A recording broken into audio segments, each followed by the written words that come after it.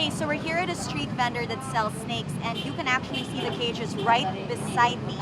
And you get to choose what snake you want to eat, and they bring it out, chop the head, as you can see right there, right here. And then they serve it to you in whatever style you want.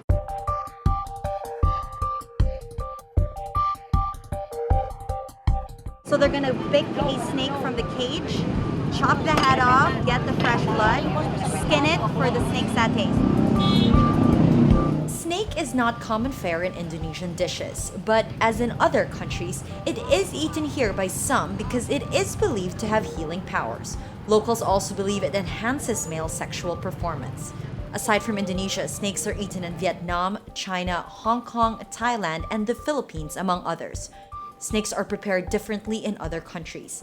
In Vietnam, they eat a beating heart. In China, they are used in snake soup. Here, in this food stall in Mangga Besar in Jakarta, cobra blood is drained into a cup for drinking.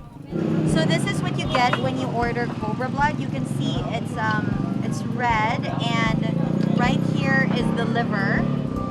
The snake is also skinned for satay. The bones are removed before the snake is chopped up, skewered on barbecue sticks, and placed on the grill. You know, it doesn't smell any different. I believe this is one whole cobra. Customers tell me the blood can be mixed with strawberry soda, which makes it sweet, or Chinese herbs, which make it feel warm down their throat. It's thin, like water. As for the snake meat, they say it tastes like chicken, except slightly chewier. While I'm there, customers come to order mostly cobra blood, and some motorcycle drivers come to pick up delivery requests by clients. Business is good.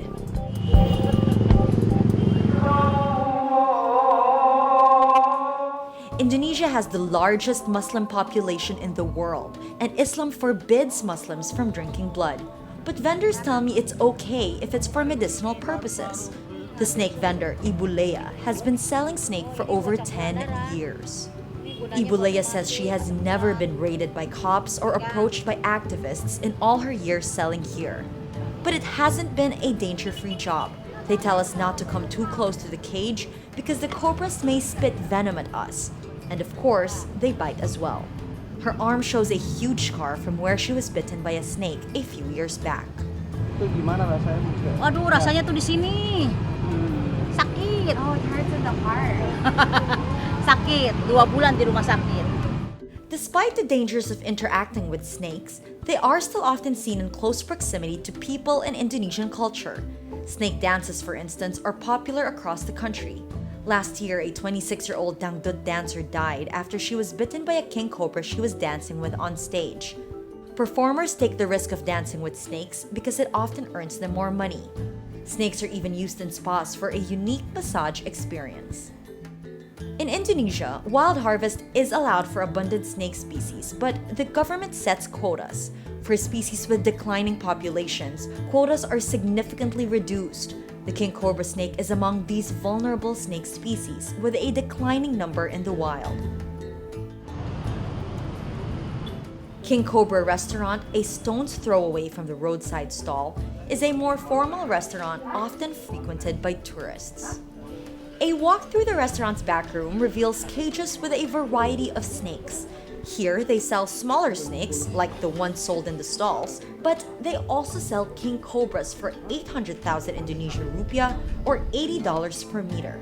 It's pricey, so it barely gets ordered, but it's a favorite of wealthy Chinese businessmen who often fork out about $160 and above for a hefty dish. Aside from meals, they also sell products like bags, wallets, and belts made of snakeskin. But it's not just snakes they sell here. There are also a lot of pills from other animals that the store employee says heals all sorts of complications, from skin problems to more major illnesses. Apa ini? Itu kapsul diabetes. Ular? No. Tupai. Squirrel. Squirrel. Okay, this is a squirrel. This is squirrel capsule, supposedly for diabetes. And this one, Kapsul kadal toke. Gecko. gecko. Yeah. Gecko. So all of these cure supposedly different sorts of illnesses, and they all come from different animals. And they come in different forms as well. So we have capsules, we have oil, and we had powder. Aside from the animal products, the menu too is filled with other animals, some of them endangered. So this is monkey, and there's lizard here on the menu as well as snake. This is crocodile, and this is kalong, bat. So they sell bat as well. And bulus is, don't know what Turtle. bulus is. Turtle. So quite a lot here, and you can order them satay or soup. Ini nggak nernak ya. As for snake vendors, many see nothing wrong with selling snakes as food, especially because it's lucrative. Ibu Leah says her earnings allowed her to send her child to business school. Bagaimana ya, kita udah tuntutan hidup, memang cari ekonominya di sini. Nanti kalau kita nggak ini, habis dari sini saya udah di sini udah berpuluh tahun, udah lama. Dari semenjak anak saya kecil TK sampai anak saya sekarang sudah semester 8 dari hasil ular. So it's a Udah snake mau family. They eat it with a cotton bud. udah mau semester 8, udah mau wisuda.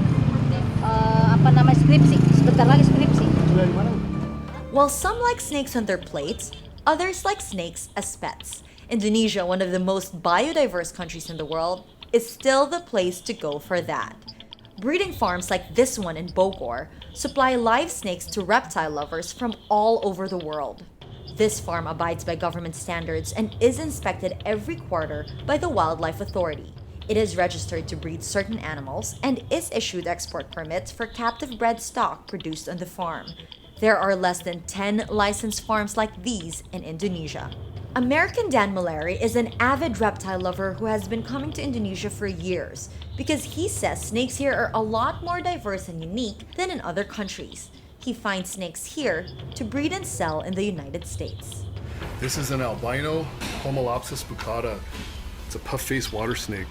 I've seen quite a few albinos and different sorts of morphs, I guess you could say, but this one is really, really nice quality.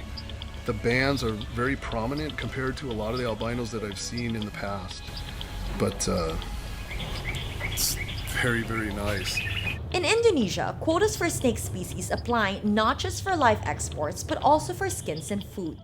In Europe especially, snakeskin fashion is in high demand. Exports are closely monitored by CITES, which oversees the international trade of wildlife between governments, although illegal trade does still happen. Live snakes are sometimes smuggled by hand carrying them through airports, wrapping them around a person's body, or keeping them underneath their clothes. But because of screening technology, these attempts are less and less successful.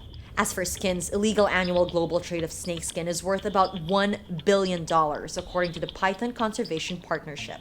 Designer brands are now starting their own python farms to curb smuggling in Southeast Asia. Indonesian Minister of Environment and Forestry Siti Nurbaya Bakar agrees snake protection can be improved, but also acknowledges the demand is high. Kita memang pemerintah mempertimbangkan apabila itu dari penangkaran gitu ya. Memang kan nggak bisa dihindari juga dan memang ternyata nilai defisitnya juga tinggi. As for activists in Indonesia, they just want to ensure the quotas are met. They also want people to learn more about snakes so they can treat them with respect. Arbi Krishna is a member of Aspera Community, an Indonesian organization which aims to protect reptiles, including snakes. Their goal is to spread more information and awareness about these animals. As for the practice of eating snakes, Krishna emphasizes there has been no evidence supporting snakes' supposed healing qualities. Eating snakes only have negative effects on the environment. Percaya deh sama saya gitu kan, tidak ada penelitian real bahwa daging ular itu mengandung khasiat kesehatan ataupun untuk menaikkan libido. Jadi kita juga harus berpikir untuk para yang hobi banget makan daging ular nih, itu harus berpikir bagaimana caranya kalian itu makan satwa yang ada dalam struktur rantai makanan. Ketika satu rantai makanan ini terputus, rantai makanan selanjutnya akan hilang. Nah, jadi kalian harus benar-benar berpikir bahwa ketika kalian mengkonsumsi reptil yang menjadi tolak ukur meludaknya habitat tikus ya, pengerat yang menjadi hama, kalian nanti akan kerepotan sendiri ketika populasi tikus itu membludak. Karena kalian terus mengkonsumsi ular yang menjadi penahan populasi tikus.